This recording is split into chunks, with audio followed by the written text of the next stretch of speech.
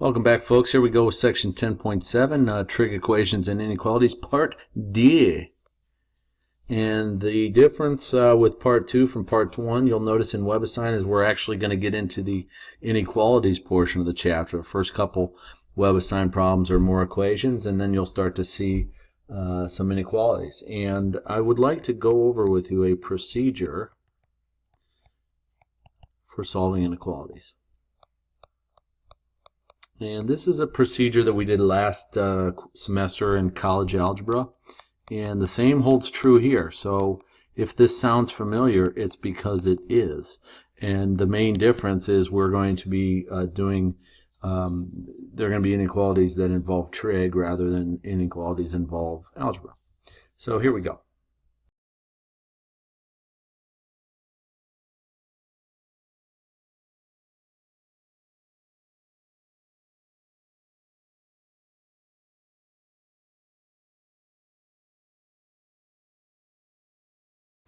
There you have it, folks. Our procedure for solving inequalities, again, should look familiar from last semester. First thing we do is solve for 0 on the right-hand side. Then we find the zeros of the left-hand side. From there, we create a sign chart, and we will test values between the zeros and points that are undefined. And then we will write a solution using interval notation. There's also something in this chapter called extended interval notation, and I'm going to go ahead and make an executive decision and skip that. I've removed those problems from WebAssign. I think that the importance of that going forward is minimal, so I'm going to choose to go in some more depth with some other topics. All right, let's go ahead and look at some example problems here. First problem we have, instructions say solve the following inequality on the interval from 0 to less than 2 pi. Express the answer using interval notation and verify your answers graphically. So we have a first problem here. 2 times cosine of x is less than or equal to 1.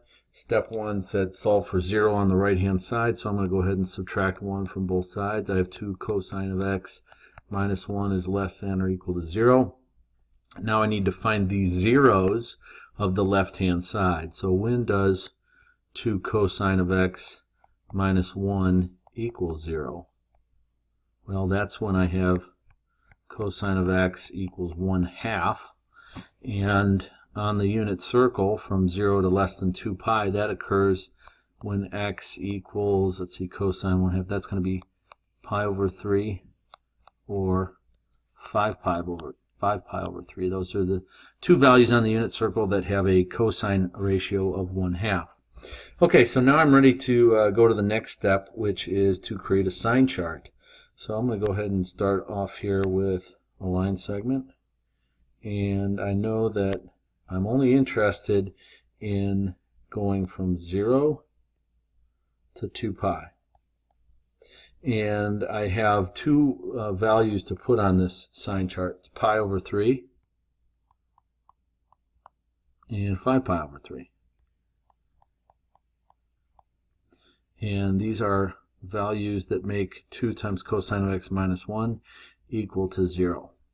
So those, there are no undefined values because I'm not dividing by anything that could be equal to 0 in this this inequality. So from here I just have to pick some test values and plug them into the expression 2 cosine x minus 1 and compare them to 0.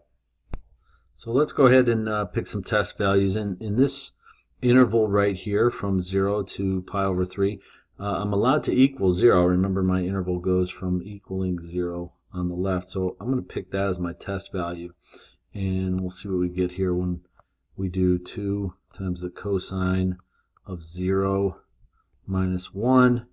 Well, let's see. 2 times cosine of 0. Cosine of 0 is 1. So 2 times 1 minus 1 is 1, and that's a positive number. So I'm going to go ahead and put a positive value on my sign chart here. Now I have to pick a test value between pi over 3 and 5 pi over 3. That's a pretty large range there. I could pick pi over 2 or pi and many others. Let's go ahead and pick pi. That's a nice easy one to do. So 2 times the cosine of pi minus 1. Well, let's see, the cosine of pi is actually negative 1. 2 times negative 1 minus 1 is negative 2 minus 1, or negative 3. So on that interval, we're negative. All right, so now in the next interval, I've got to pick a test value between 5 pi over 3 and 2 pi.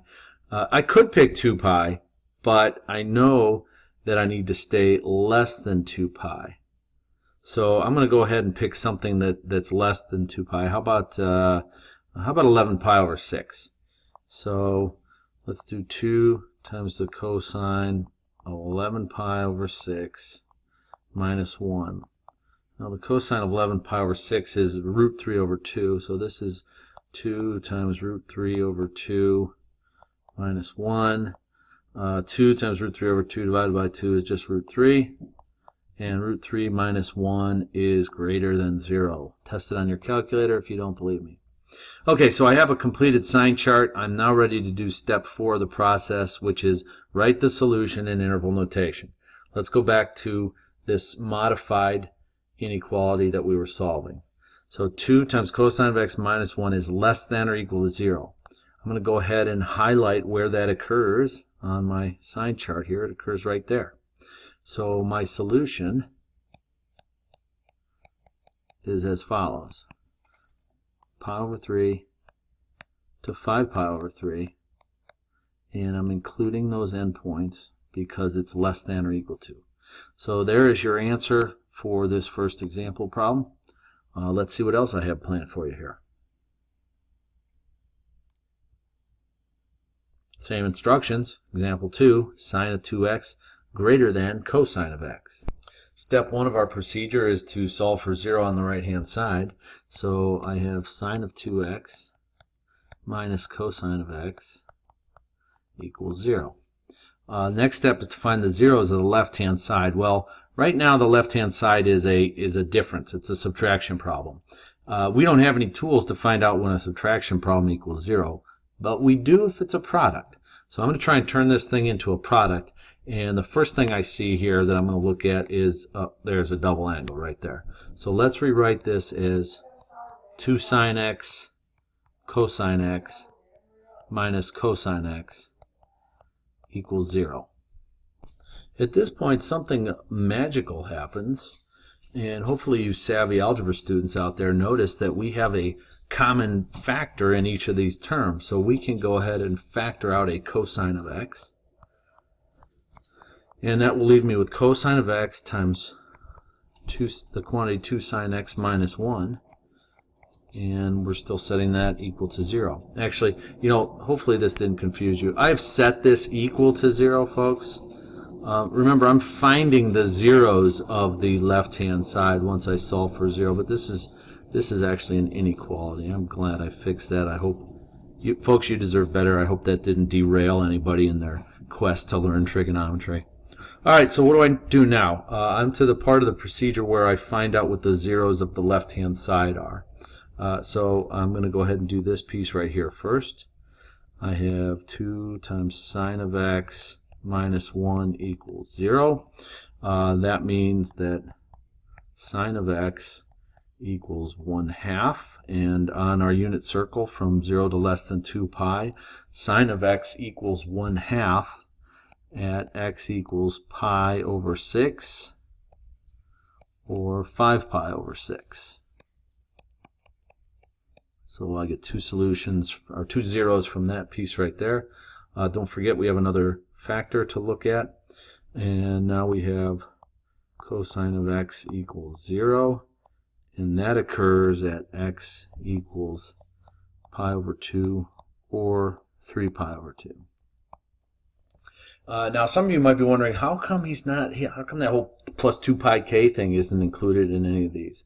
Well, remember, I'm only looking for solutions on the interval from 0 to less than 2 pi, so I don't have to worry about the plus pi k or plus 2 pi k. I'm just working with the values we learned on the unit circle. From this point, I'm ready to construct a sign chart.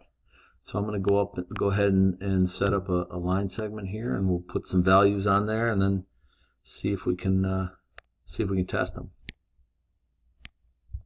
So we're going to start down here at 0. We got 2 pi up here. Now I got a whole bunch of values I got to put on here. I got pi over 6, pi over 2, 5 pi over 6, 3 pi over 2. It's important that you put these in increasing order.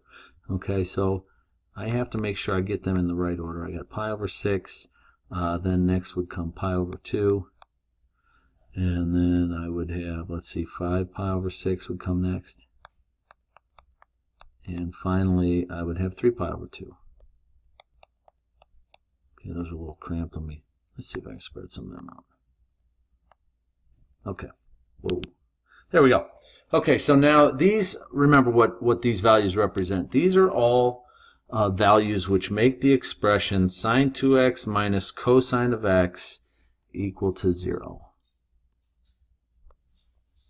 Now when I'm picking test values to plug in for each of these intervals, I can pick any value between these different angles. And remember, I can also plug it into any one of these rewritten expressions that I want. So it might be easiest to plug them into sine of 2x minus cosine of x. And I'm going to go ahead and do that for you. I'm going to go through it really quickly. If you have any questions about how I came up with the signs I did, that's something you should ask me about in class.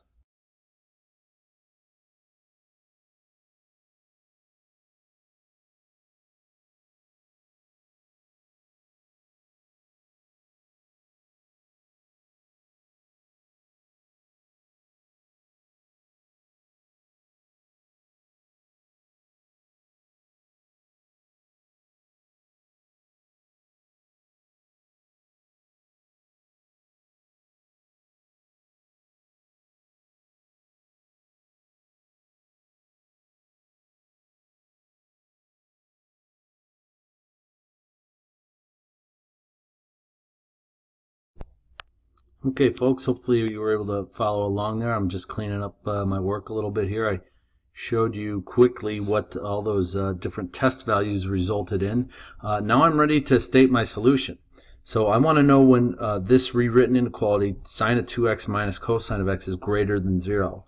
So I need to pick all the positive intervals here, but I can't include the places where it's 0. So I'm not going to include any of those, but I am going to include the positive values between them. Not going to include those two, but I am going to include the positive values between them. So rewriting that in interval notation is going to look like this.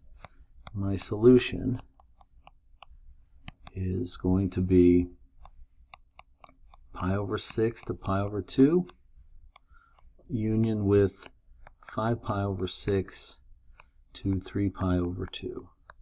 Folks, notice that I've used parentheses there indicating values that are not included. Each of those values that's closest to a parenthesis is not included. Okay, folks, that's it for this video. I got a couple more examples that'll come in a following video. Hope this helps you out in WebAssign.